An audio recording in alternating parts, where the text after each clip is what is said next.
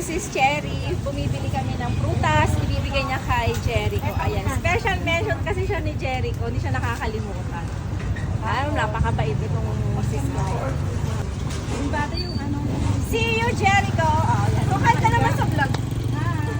Pakiubay. Ito lang yan kay Punan. Wow. Thank you. Sabi ko sa inyo, pag ito kayo bibili, merong ano may free. Laging may free. Thank you. Para kay Jericho, pinilan din namin siya. Generous ng ating sponsor for today. Okay na. Thank you.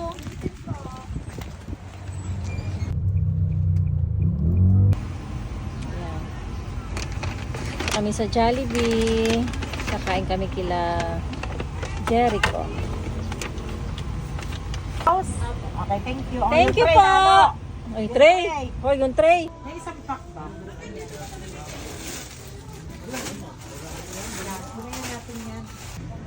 Yung mga dilatasan. Ayan, kahilingan ni Jericho Fudgy Bar. Ayan. Toto pa rin na ni Sis Cherry. Asam pa. Bigyan natin. Fudgy Bar, tsaka Nescafe. Nescafe. Teka, meron na siya meatloaf dyan. Wala pa. Meron na yan sa ako yung nilagay. Meron. Kahit pa meatloaf. Sardinas wala. Meron na ako na.